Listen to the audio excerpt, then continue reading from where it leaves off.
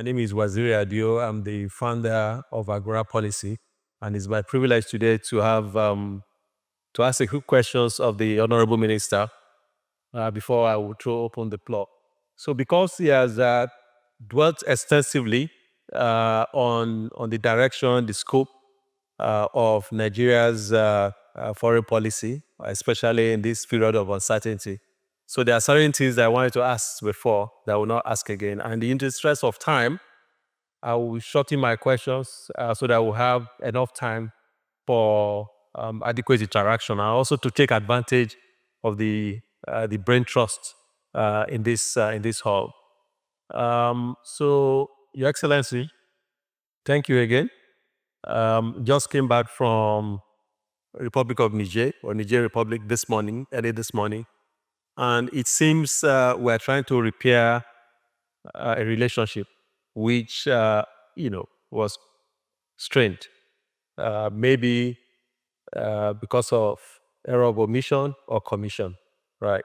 There are people who believe that we mismanaged relationship with Niger, that we didn't put a lot of thought into the kind of actions that we took as a country, or that we led ECOWAS, to take. Niger is a country that will have a very long border width. In actual fact, 1,608 kilometers. Niger shares border with 7 states across the country.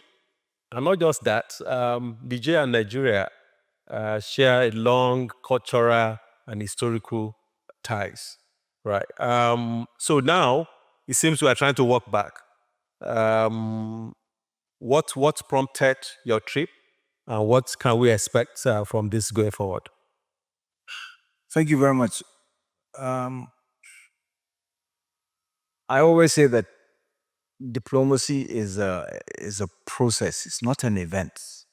So this is the culmination of a process, work that has been going on by diplomats. In fact, the coup in Niger happened before I became minister. So I would say that I hit the ground running. We started working on Niger from day one. And of course, the president has been focused on that as well. And the coup in Niger was not due to any fault of Nigeria. It's not Nigeria's fault. In this speech, I talked about exogenous factors. And we have to bear in mind that our neighbors to the north came up with a policy that criminalized migration, that affected the migration economy of Niger, from Agadez to anything north in Niger. The ancillary services that were being provided that sustained that migration economy became illegal due to a law 2015-36 that was passed in Niger, which was encouraged, some might even say sponsored, by certain organs of the United Nations, by the European Union, and the government in Niger at the time, in 2015, because they wanted to discourage migration. But in doing so, they threw away the baby with the bathwater, because this is a region that relies heavily on movement of people. This is the way we've been for centuries. That's why we have seasonal migration as well. So when you criminalize migration, saying that anybody that transports a suspected migrant in their vehicle or gives them a room to spend the night, then they're guilty of a crime. Then, of course, it adds additional pressure. In addition to that, there was also the initiative to strengthen the hands of certain Azawad groups, some even separatists or irredentists, which meant you were creating head-on collusion between separatists and military that are trained to keep countries together. So we have to bear all of this in mind. I don't want to delve too much into it. And so by the time President Tinubu was sworn in as president, these things were already long in motion. And what tends to happen with ECOWAS is what in times of crisis, the countries push the leadership to Nigeria, the chairmanship. So if you remember, President Tinubu was sworn in, and then shortly thereafter, he was asked to become the chair of the authority of heads of state and government. So he himself was just trying to settle down when this was, he was thrust into this position. But again, it is a community of equals, countries, and when the authority of the heads of state and government tilt one way, you cannot alone, single-handedly, especially as a new president, turn everything around and then start being belligerent. So he had no choice but to work with the circumstances. But as I said, it's a process. We've been working at it.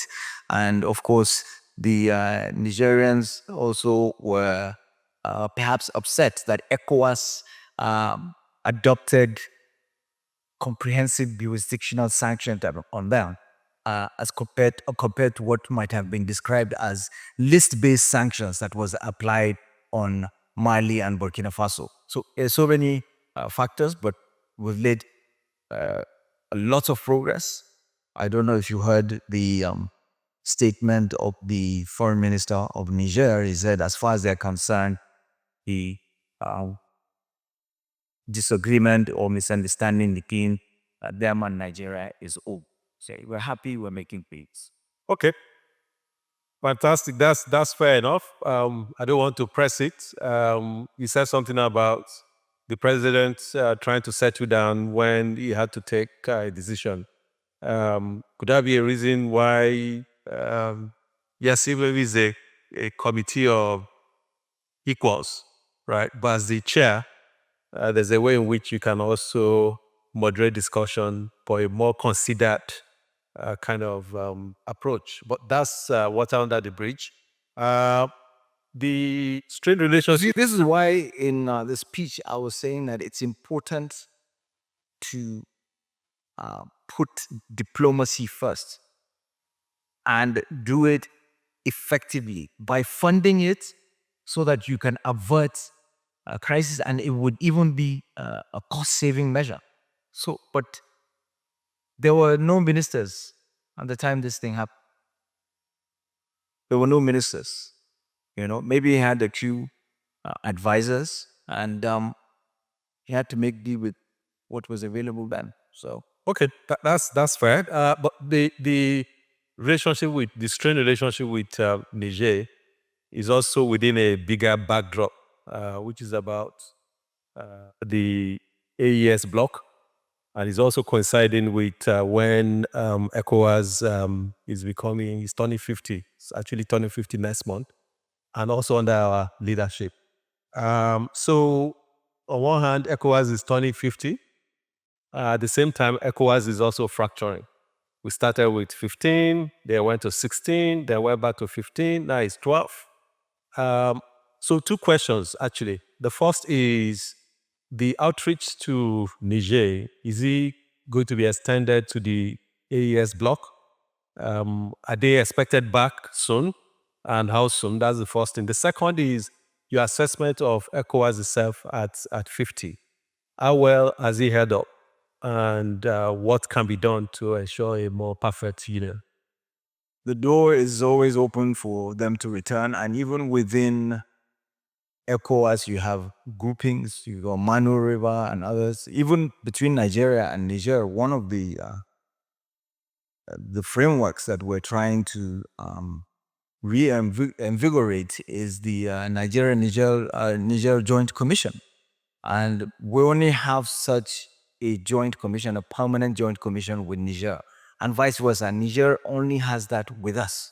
So we're trying to use it for micro diplomacy and all of that. So there's nothing, and they even said it yesterday in Niamey, that they have not closed the door on returning to ECOWAS. So this is something, it goes back to what I said, diplomacy is a process, not an event. And sometimes it takes time because there's so many, it's a matrix of variables, so many factors at play. So we will continue to encourage them to return. In terms of the progress that ECOWAS has made, huge progress. Huge progress. ECOWAS trade liberalization scheme is well underway. Abidjan, Lagos corridor, well underway. If you look at the digitization of the customs processes for easier movement of goods and services, SIGMAT, underway. I just finished talking about the African Atlantic gas pipeline. We already have the West Africa gas pipeline delivering gas from Nigeria to Ghana.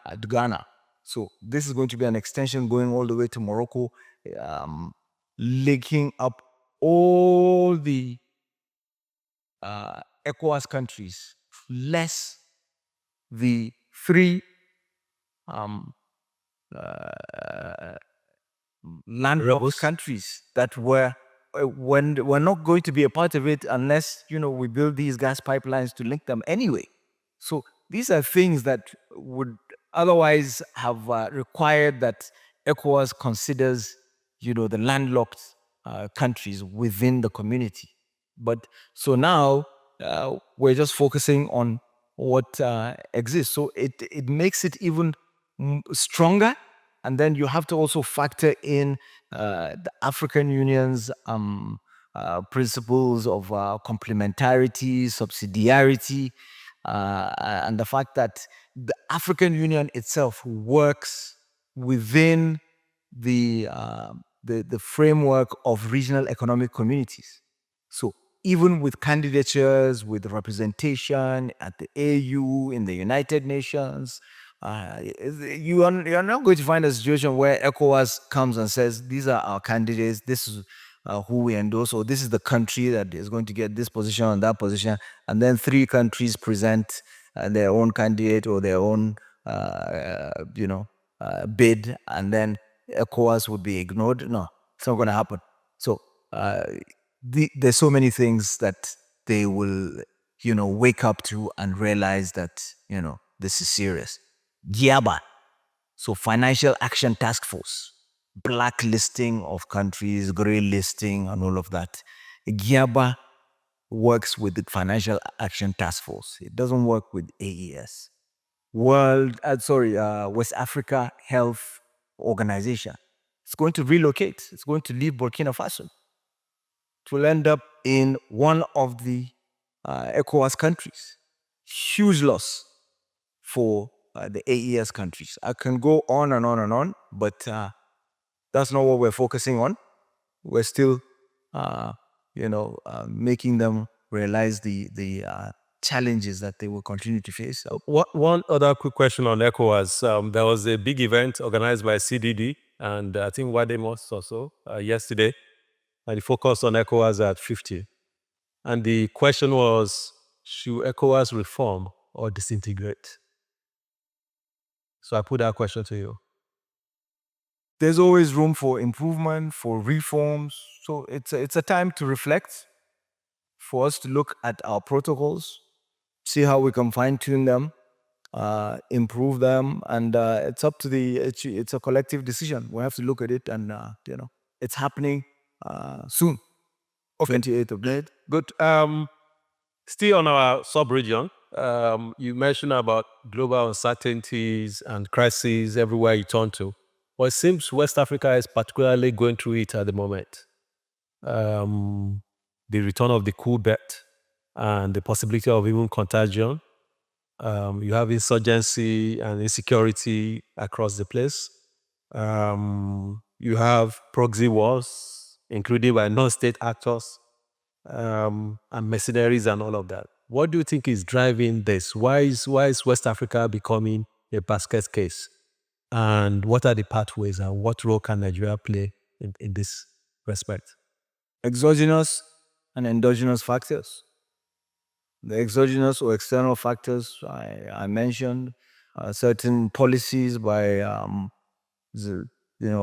some of the developed countries and neighbors that we have that have affected us adversely, because the focus, the weaponization of migration itself, and the approach to the fight against terrorism, the breaking up of Libya.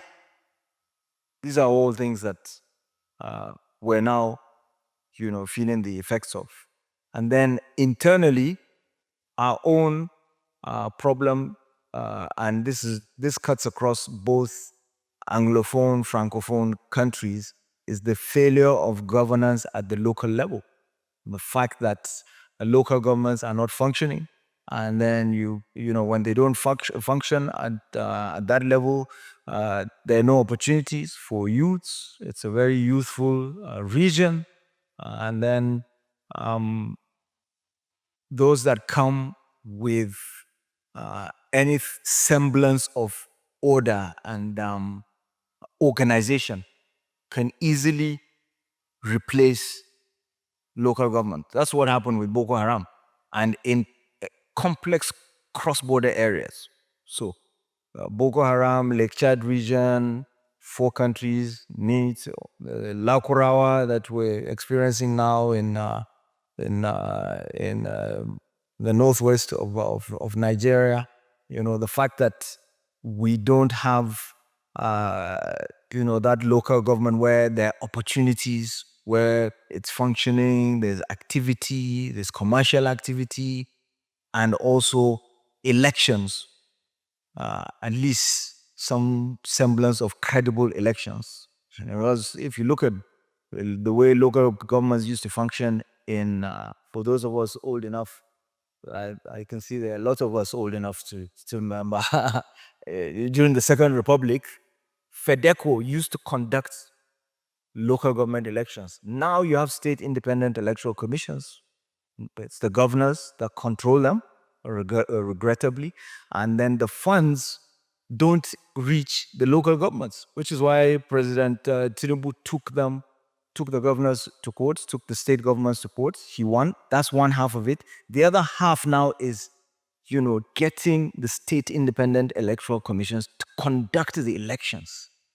And what they do, what a lot of states do, is you don't have the elections, you appoint local government administrators. Even if you have an election, your party wins completely, and then those local government administrators or chairmen get kicked upstairs to state houses of assembly, where they're meant to challenge the state governments and the governors to ensure that they perform in their local government. So it's a breakdown, and it's no better in the Francophone countries, where in the first place, particularly the Sahelian states, they were more sparsely populated, which meant that the application of direct rule, assimilation, yes, they tweaked it, said it was association, was easier for them. And it was much more dictatorial because they had military officers as local government administrators back then. So all of this, and then of course the modern variation of it, the modern states, is catching up with us. But we need to do something about it. Thank you very much. On local governance, you're actually speaking to the converted. We can have a different conversation on that. But I think we might also be kicking the little guy by saying that, it's because local governance collapsed. The fact of the matter is that governance collapsed across the board. Is more preponderant at the local governance level, where you should have governance, at the most. But it's not like state governments are doing better, or federal governments are also doing better, or national governments are also doing better. But that's by the by. You spoke about the global order, right? And increasingly, the post World War II order that we got to know is not is disappearing, right? So we go through different phases, from bipolar world to unipolar world to multipolar world. Sometimes people are talking about minipolarity, and all of that. So is multipolarism, which you referenced in your speech, is it dead or is it in coma? And if it's dead, what is likely to arise from its ashes? And how does Nigeria fit into all of this? And by the way, there was a time when Nigeria was a strong voice, not just by itself, but a strong voice that others also look forward to. But at some point, it seemed we were overwhelmed by our own challenges, that we more or less disappeared. So anyway, in that context, with all the things going on within and outside, what do you see of the next order, right? And where do we play? Nigeria is still a strong voice. We're the ones internally that tend to think that we're not a strong voice. You should see what we did in the recently concluded African Union elections. When it was time for Nigeria to be elected, clean sweep. First round, boom. No questions asked. No other country was able to achieve that feat. And without spending money, because Ministry of Foreign Affairs can't afford it. And other countries, I'm not, of course, not going to name names, but there were those that spent a hell of a lot. So we have that goodwill. There are certain things that we're doing that we are not even trumpeting. Technical aid corps that has been going on since 1987. It's something that a lot of countries appreciate. We provide professionals, volunteers for free to African, to Caribbean, to Pacific nations. Some would even say, why are we doing it? It's wasteful. But this is the soft power that we have. Nigeria is the only country on the continent that has near permanent status in the Peace and Security Council. When Nigeria speaks in the United Nations, when it says, okay, we're championing global framework on taxation, the other developing countries queue up behind it, and not just developing countries. So that's why even now, when we raise our voice on the issue of a permanent seat for Africa in the United Nations Security Council, that's when the big boys and girls started saying, okay, yeah, look, we have to do this. So we do have that. We have that threat, but of course, there are challenges because we are not spending as much on diplomacy as we used to. We are spending more on security, but we are not doing this. We're not unique in doing that. A lot of countries are doing the same. You will notice that increasingly ministries of defense are getting bigger. Their budgets are larger. Intelligence gathering institutions, same thing. And then the foreign ministries getting smaller, and that's why you're having more conflicts, and which is really a very precarious situation in a multipolar system, because international relations scholars would tell you that bipolar systems are more stable. So we used to have a lot of countries that were neutral, where diplomats, spies would come together and diffuse tension and talk. Even in Europe, you had Switzerland, you had Austria, you had Scandinavian countries. It's not the same anymore. And I think even a few days ago, I was reading something about Switzerland, neutral Switzerland, sending troops for training in another country for the first time in 30 years or so. So this is it. NATO, which someone eloquently said was created to keep the Americans in, to keep the Russians out and the Germans down. It's changing. A lot of neutral countries are joining. So it's making it more complex. So you need more diplomacy. You need more to be spent on diplomacy. You need to stop constricting diplomats to do their job and allowing this encroachment of security organizations coming into the realm of diplomacy. So it's putting more emphasis on tactics as opposed to strategy. Okay. Thank you so much. The last question I want to ask you before we throw it open for discussion. Talking about diplomacy and the importance of diplomacy and why we should put more store and resources on diplomacy. You've been you've been Minister for Foreign Affairs for almost 18 months, almost 2 years actually. And we've not had ambassadors for almost 18 months, right? And you have said many times, including there was an interview in Premium Times today, that that is going to be resolved soon. So that's the last question I want to ask you. What held up having ambassadors in posts for so long? I don't think we've ever had a situation where for almost 2 years we don't have ambassadors, and this is also at a cost to us.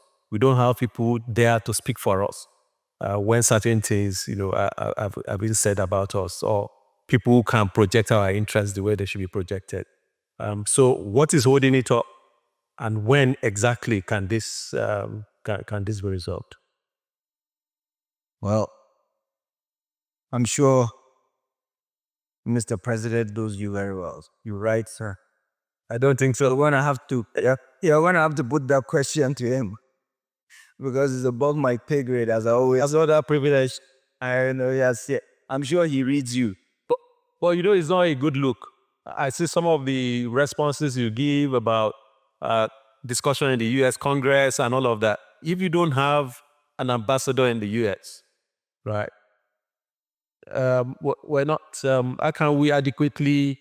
The pushback shouldn't be coming from Ministry of Foreign Affairs. You should have people on the ground attending those hearings and say this is the situation in Nigeria, and people with heft, not. Again, we've found ourselves at this point by way of accretion, something that has been long in coming. Because, for one, the appointment of ambassadors or heads of mission was politicized long before this administration. There was the time we have a guru and an old hand in the front row. If you talk to him afterwards, he will tell you that it used to be 75-25, I think, in terms of percentages.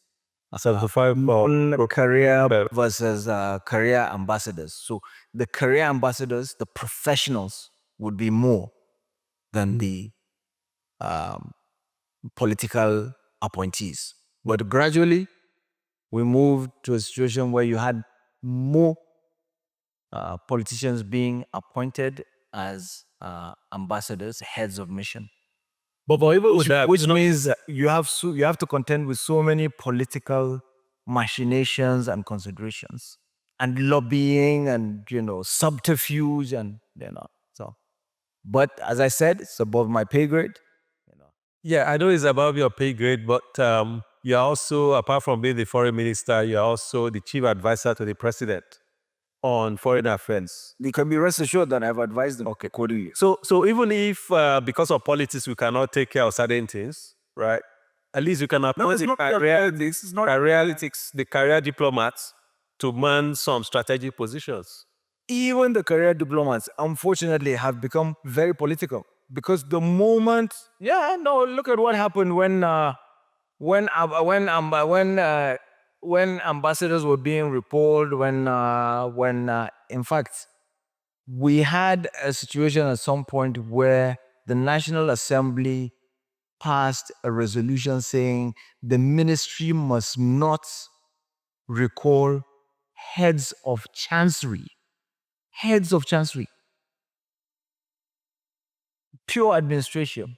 So it meant that there were career career diplomats, not ambassadors, diplomats that were going to lobby the politicians. You know, you touch one, before you know it, an emir, a traditional ruler, Oba, Eze, you know, is putting pressure. This person must not be moved. Or you know. That's fair enough. I take it that it's above your pay grade. But please, if you can also have us speak to the president, maybe the next edition we'll have the president here.